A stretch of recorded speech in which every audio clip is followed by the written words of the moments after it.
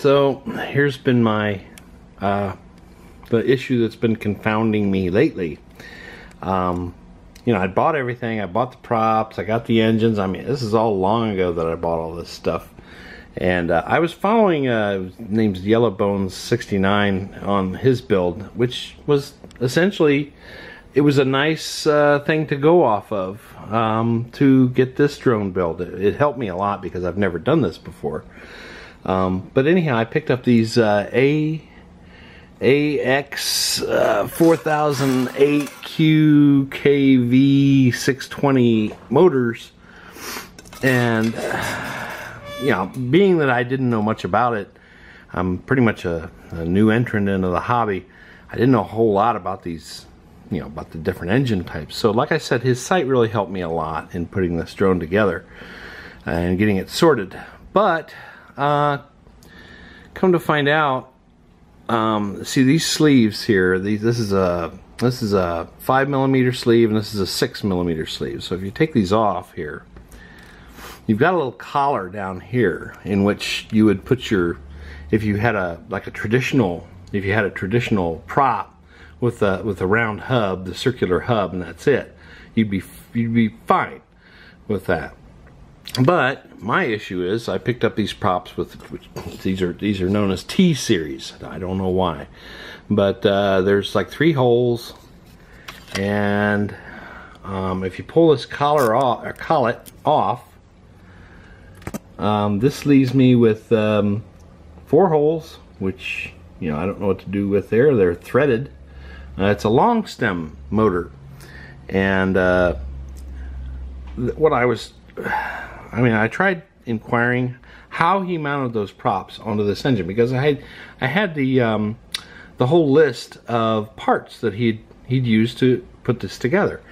So it was my idea that this collet stays on there, and basically what he did was then he put the prop on there, and it's a little bit of a tight fit, but you get it down there, and as you see right there, there's the only thing that's going to hold this on is this this cap, but the threads only go down so far, so there's a bit of a gap there. So what Yellowbones had said was that he used a spacer, but everybody else tells me no, that's foolish, that's stupid. No, you have to have the right, you bought the wrong props, you got the wrong props. So everybody's telling me that I need the round circular hub props, and what I've got is these T series props. So they're 13-inch 1344s, and it just sucks, you know. These aren't cheap, you know, carbon fiber props. They're like 20 bucks for a pair. So you need 6 of them with this. There's 3 engines on each side. So this is kind of my current dilemma here, not being able to find the proper props to fit these engines, because when I trying to look for 1344s, they're a little difficult to find.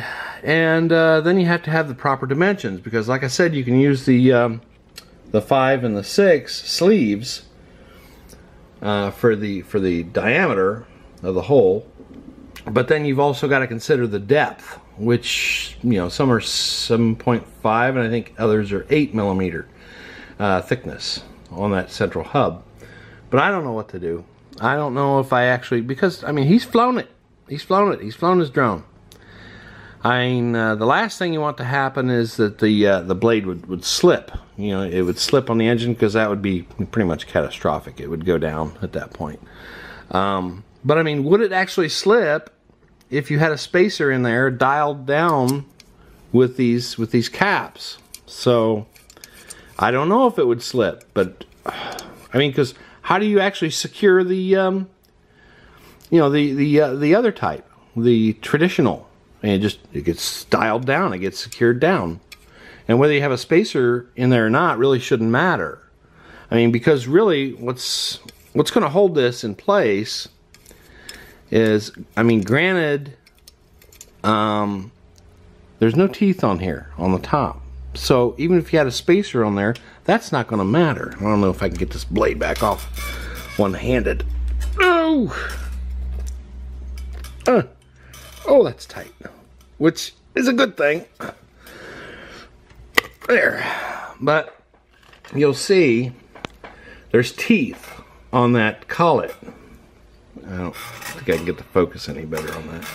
But there's teeth on that collet that should grip this and grab a hold of it so it doesn't.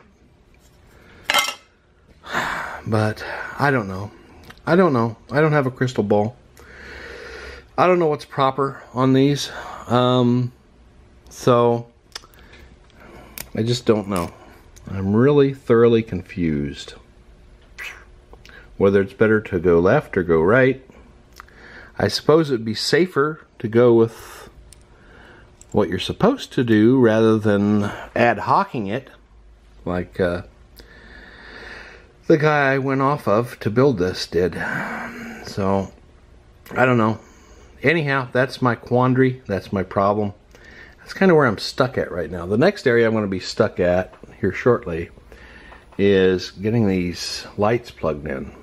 So I don't have a number of connectors and things. I'm still waiting on the connectors on this stuff. Here's the, that's those. We got some Futaba connectors here for these lights, one on each side. And we've got the JSTs.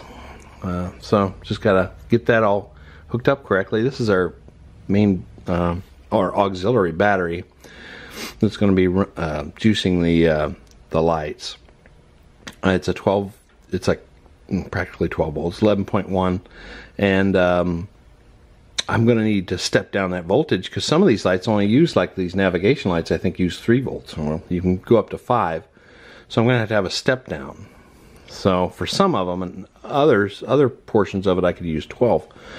But anyhow, like I said, it's this whole endeavor is just so confounding and confusing. I've never done this before. So if anybody has any ideas or anything on this is the only long stem engine or motor I've ever seen. Most of them are all short little stubby things and they stop right there. So with quick disconnects and the plates that mount down in these threaded holes and prevent the blades from spinning. So alright, well, I'm getting a little long here, so if you have any ideas or anything, let me know. For those of you that are in the hobby of RC, yeah, I would appreciate any input, suggestions, whatever, but I got to make a decision here pretty soon, right or wrong. So, alright, that's all I got. Bye.